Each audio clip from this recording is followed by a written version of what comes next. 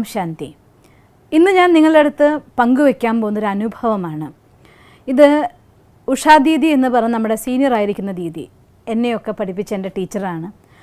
ആ ദീദി സ്വന്തം അനുഭവം നമ്മുടെ അടുത്ത് പങ്കുവെച്ച് നിങ്ങൾക്കുമായിട്ട് പറഞ്ഞു തരണമെന്നും അത് അത്രയും പ്രാധാന്യമുള്ള ഒരു അനുഭവമാണെന്ന് എനിക്ക് തോന്നിയത് കൊണ്ട് ഞാനത് നിങ്ങളുമായിട്ട് പങ്കുവയ്ക്കാൻ ആഗ്രഹിക്കുകയാണ്. ഗുജറാത്തിൽ ദീദിയുടെ സെൻറ്ററിൽ ക്ലാസ്സിന് വരുന്നുണ്ടായിരുന്ന ഒരു ഫാമിലി ഉണ്ടായിരുന്നു.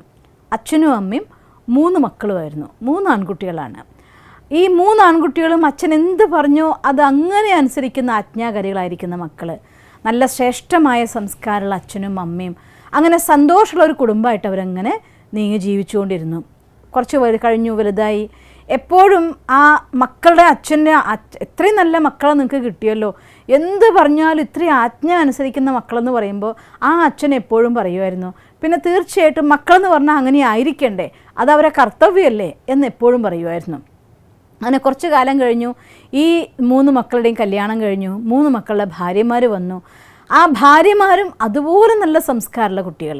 അപ്പോൾ എല്ലാവരും പറഞ്ഞു വജ്രം പോലെ സ്വഭാവമുള്ള മക്കളായിരുന്നു.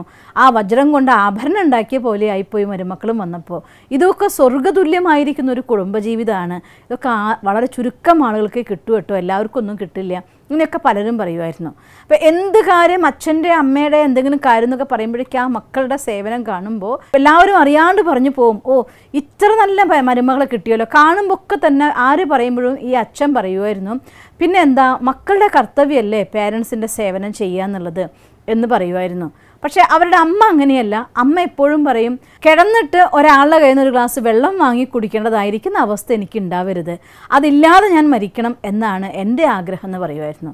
അങ്ങനെ കാലം കടന്നു പോയി. ഈ മക്കൾക്ക് പേരമക്കളുമായി അപ്പോഴും ആ സന്തുഷ്ട കുടുംബം തന്നെ ജീവിക്കുന്നുണ്ടായിരുന്നത്. അതിലിടയ്ക്ക് വെച്ചറിയാതെ ഈ അമ്മയുടെ ആഗ്രഹം പോലെ തന്നെ നടന്നിരിക്കെ ഈ അമ്മ ഒരു ദിവസം പെട്ടെന്ന് വീണു, കിടന്നു, മരിച്ചു പോയി. അമ്മയുടെ ആഗ്രഹം പോലെ തന്നെ അമ്മയ്ക്ക് സംഭവിച്ചു. അമ്മയുടെ കാലം ശേഷം കുറച്ച് വർഷങ്ങൾ കൂടി അച്ഛൻ അവരെ കൂടെ ജീവിച്ചിരിക്കുന്നുണ്ടായിരുന്നു. അപ്പോൾ ആദ്യത്തിലൊക്കെ ഈ ഭാര്യ മരിച്ച ശേഷം കുറച്ച് അസുഖങ്ങൾ വരാൻ തുടങ്ങി. ഈ മക്കളാണെങ്കിൽ 3 മക്കളും അവരുടെ ഊഴമിട്ട് ഒരാളെ കൊണ്ട് അച്ഛനും അമ്മയുടെ സേവ ചെയ്യാൻ സമ്മതിച്ചിട്ടില്ല. അവർ തന്നെ മക്കളും മരുമക്കളുമായിട്ട് അത്ര നന്നായിട്ട് അച്ഛൻ്റെ സേവ നോക്കുന്നുണ്ടായിരുന്നു. അപ്പോൾ കാണാൻ വരുന്നവരൊക്കെ എപ്പോഴും അവരുടെ പ്രശംസയിൽ പണ്ട് പറയാറുള്ള പോലെ തന്നെ പറയും, ഓ നിങ്ങൾ എത്ര ഭാഗ്യവാനാണ്, മക്കളും മരുമക്കളും എന്ന് പറഞ്ഞാൽ ഇങ്ങനെ കിട്ടണം. അപ്പോൾ അയാൾ അപ്പോഴും ഉത്തരം പറയുമായിരുന്നു, തീർച്ചയായിട്ടും മക്കളും മരുമക്കളും നമ്മുടെ സേവ ചെയ്യാനുള്ളവരാണ്, അതിലിപ്പോൾ വിഷമിക്കേണ്ട കാര്യം എന്താണ്. ഇങ്ങനെ ഇത് പലതവണ അദ്ദേഹം പറയുമായിരുന്നു. പക്ഷേ ഡേ ബൈ ഡേ അദ്ദേഹത്തിൻ്റെ ഹെൽത്ത് പിന്നെയും വീക്കായിക്കൊണ്ടിരുന്നു. ഒരു പ്രാവശ്യം ഈവൻ അദ്ദേഹം ബെഡിൽ തന്നെ കിടന്നുകൊണ്ട് ആ എല്ലാ കാര്യം ചെയ്യേണ്ട ഒരു അവസ്ഥ വരെ വന്നു. അപ്പോൾ അദ്ദേഹത്തിൻ്റെ മൂത്ത മകന് ഒരു ദിവസം ടച്ചിങ് ആയി, അച്ഛനോടൊന്ന് സംസാരിക്കണം. അങ്ങനെ അച്ഛൻ്റെ അടുത്തിരുന്ന് മകൻ സ്നേഹത്തോടെ സേവയൊക്കെ ചെയ്ത് പറഞ്ഞു, അച്ഛനമ്മമാർക്ക് വേണ്ട സേവനം ചെയ്തു കൊടുക്കുക എന്നുള്ളത് അത് മക്കളുടെ കർത്തവ്യമായി ഞങ്ങൾ മാനിക്കുക, ഞങ്ങളുടെ സൗഭാഗ്യമായിട്ടാണ് ഞങ്ങൾ മാനിക്കുന്നത്. അതിൽ ഞങ്ങൾക്ക് യാതൊരു വിഷമവും ഇല്ല, അതിൽ സന്തോഷമേ ഉള്ളൂ. പക്ഷേ ഞങ്ങൾക്ക് അച്ഛന് വേണ്ടി സേവ ചെയ്തു തരാനല്ലേ പറ്റുള്ളൂ. ആ സേവ ചെയ്യാൻ വേണ്ട ഒരു അവസ്ഥ വരുമ്പോൾ അതിന് വേണ്ടതായിരിക്കുന്ന രോഗം വന്ന ആ വേദന അനുഭവിക്കുന്ന ആ കഷ്ടപ്പാട്, അച്ഛൻ്റെ ഈ വേദനയും കഷ്ടപ്പാടും ഒക്കെ കാണുമ്പോൾ ഞങ്ങൾ മനസ്സുകൊണ്ട് കൂടി വിഷമിച്ചു പോവുകയാണ്. അതുകൊണ്ട് അച്ഛൻ ഒരിക്കലും ഇങ്ങനെ പറയരുത്. ഇങ്ങനെ പറയുന്നുവെങ്കിൽ തീർച്ചയായിട്ടും പിന്നെയും അച്ഛൻ്റെ അവസ്ഥ മോശമായിക്കൊണ്ടിരിക്കുക. അങ്ങനെ അച്ഛൻ ഒന്നും പറയാതിരുന്നു നോക്കിയേ, എനിക്ക് ആരുടെയും സേവ എടുക്കാതിരിക്കണം, അമ്മേനെ ഒന്ന് ആലോചിക്കാൻ പറയുകയാണ്. അപ്പോൾ അയാൾക്കും തോന്നിപ്പോയോ, കാര്യം വളരെ കറക്റ്റാണല്ലോ പറയുന്നത്, അപ്പം ഞാൻ എൻ്റെ തന്നെ രോഗത്തെ എനിക്ക് ആവാഹിക്കുകയാണോ എന്ന് അയാൾക്ക് തോന്നലായി. അങ്ങനെ അയാൾ പതുക്കെ പറയാൻ തുടങ്ങി. ഓരോരുത്തർ വന്ന് പറയുമ്പോഴും അത് അവരുടെ സേവ ചെയ്യുക എന്നുള്ളത് അവരുടെ കർത്തവ്യം അവർ ചെയ്യുന്നു, പക്ഷേ അതെടുക്കാതെ ജീവിക്കണം, ഒരാളുടെയും സേവ എടുക്കാതെ എനിക്ക് പോകാൻ പറ്റണം, എനിക്ക് എൻ്റെ കാര്യങ്ങൾ ചെയ്ത് മുന്നോട്ട് പോകാൻ പറ്റണം, ഇതൊക്കെയാണ് എൻ്റെ ആഗ്രഹം എന്ന് പറയാൻ തുടങ്ങി. അയാളുടെ തോട്ട് പാറ്റേൺ അയാൾ ചേഞ്ച് ചെയ്തു. പതുക്കെ ആ ബെഡ് റിഡനായിരുന്ന ആൾ എഴുന്നേറ്റ് നടക്കാൻ തുടങ്ങി, അവനവൻ്റെ കാര്യങ്ങളൊക്കെ ചെയ്യാൻ തുടങ്ങി. ഒരു ദിവസം മകൻ്റെ കൂടെ അച്ഛൻ സന്തോഷത്തോടെ ഹെൽത്തിയായി മകൻ്റെ കൂടെ മാർക്കറ്റിലേക്ക് പോകുമായിരുന്നു. പോകുന്ന വഴിക്ക് വെച്ച് പെട്ടെന്നൊരു തലചുറ്റ് വന്നു. ഹോസ്പിറ്റലിൽ കൊണ്ടെത്തി. എത്തുന്നേക്കാൾ മുന്നേ തന്നെ അച്ഛൻ യാത്രയാവുകയും ചെയ്തു. ഒന്ന് ചിന്തിച്ചു നോക്കിയേ, എന്തായിരുന്നു അമ്മ ആഗ്രഹിച്ചത് അതുപോലെ അമ്മയ്ക്ക് വന്നു. അച്ഛൻ ഓരോ ദിവസം പറഞ്ഞിരുന്നത് എൻ്റെ മക്കളുടെയും പേരമക്കളുടെയും സേവ എടുക്കുക എന്നുള്ളത് അത് മാതാപിതാക്കളുടെ അവകാശം എന്ന് മാനിച്ചു. അതുകൊണ്ട് സ്വന്തം രോഗത്തെ ആവാഹിച്ചു.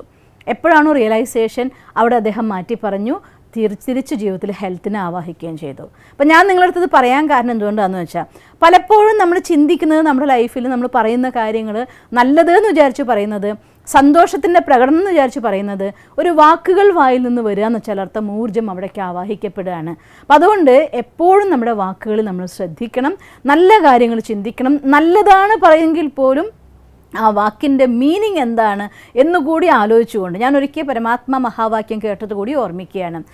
ഭഗവാന്റെ മഹാവാക്യത്തിൽ പറയുണ്ടായിരുന്നു, ചില രോഗികൾ രോഗം വരുന്ന സമയത്ത് ഭഗവാനെ വിളിച്ച് പറയും, ഭഗവാനെ നീ എനിക്കൊന്ന് മുക്തി തരണേ, എനിക്ക് മതിയായി എന്നെ ഒന്ന് എടുത്താൽ മതി എന്നൊക്കെ പറയും. അത് പറയുമ്പോൾ അവരുടെ കഷ്ടപ്പാട് കൂടുകയാണ് ചെയ്യുക. അപ്പോൾ അവർ രോഗം കൂടുമ്പോൾ ഡോക്ടറെ വിളിച്ച് പറയും, ഡോക്ടറെ എന്നെ ഒന്ന് രക്ഷപ്പെടുത്തുമെന്ന് പറയും. വാസ്തവത്തിൽ എന്താണ് സംഭവിക്കുന്നത് വെച്ചാൽ, എന്നെ ഇവിടെ നിന്ന് എടുത്താൽ മതി, എനിക്കിത് മതിയായി എന്ന് പറയുമ്പോൾ കണക്ക് തീർക്കാണ്ട് എടുക്കാൻ പറ്റില്ലല്ലോ. അപ്പോൾ അതുകൊണ്ട് അവരെ രോഗം വേഗം കുറച്ചുകൂടെ കൂട്ടിക്കൊടുത്തിട്ട് അവർക്ക് തിരിച്ചു കൊണ്ടുപോകാനുള്ള സാഹചര്യം ഉണ്ടാക്കണം.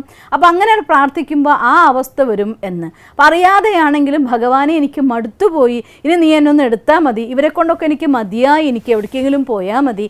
ഇങ്ങനെ ജീവിതത്തിൽ മടുപ്പ് തോന്നുന്ന സമയത്ത് പലപ്പോഴും പല വാക്കുകൾ നമ്മൾ അറിയാതെ തന്നെ നമ്മുടെ മുഖത്ത് വന്നു പോവുകയും അത് നമ്മുടെ ജീവിതത്തിലേക്ക് സത്യമായി ഭവിക്കുമ്പോൾ ഇരട്ടി ദുഃഖവും കഷ്ടപ്പാടും ഉണ്ടാവുകയും ചെയ്യും. അതുകൊണ്ട് വാക്കുകൾ ഒരുപാട് ശ്രദ്ധിക്കേണ്ട കാര്യമാണ്. അറിയാണ്ടാണെങ്കിൽ പോലും, നമ്മൾ തമാശയ്ക്കാണെങ്കിൽ പോലും, അല്ലെങ്കിൽ മറ്റൊരു ഭാവം വിചാരിച്ചിട്ടാണെങ്കിൽ പോലും നമ്മുടെ വായിൽ നിന്നുള്ളതായിരിക്കുന്ന വാക്കുകൾ എന്ത് വരുന്നു അത് ശ്രദ്ധാലുവാവണം. അത് നമ്മുടെ ജീവിതത്തിന് നമ്മൾ തന്നെ കൊടുക്കുന്നതായിരിക്കുന്ന വരദാനാണ്. അതുകൊണ്ട് സ്വയം നമ്മളെ അനുഗ്രഹിക്കാൻ വേണ്ടി എപ്പോഴും നിങ്ങൾ ശ്രദ്ധിക്കണം. നിങ്ങൾക്കങ്ങനെ ചെയ്യാൻ സാധിക്കട്ടെ എന്ന് ഞാൻ ഈശ്വരനോട് പ്രാർത്ഥിക്കുന്നു. ഓം ശാന്തി. ഞങ്ങളുടെ യൂട്യൂബ് ചാനൽ സബ്സ്ക്രൈബ് ചെയ്യൂ. നോട്ടിഫിക്കേഷൻ ലഭിക്കുന്നതിനായി ബെൽ ഐക്കൺ ക്ലിക്ക് ചെയ്യൂ. ഒപ്പം ഞങ്ങളുടെ ഫേസ്ബുക്ക്, ട്വിറ്റർ, ഇൻസ്റ്റാഗ്രാം പേജുകൾ ഫോളോ ചെയ്യൂ. നന്ദി.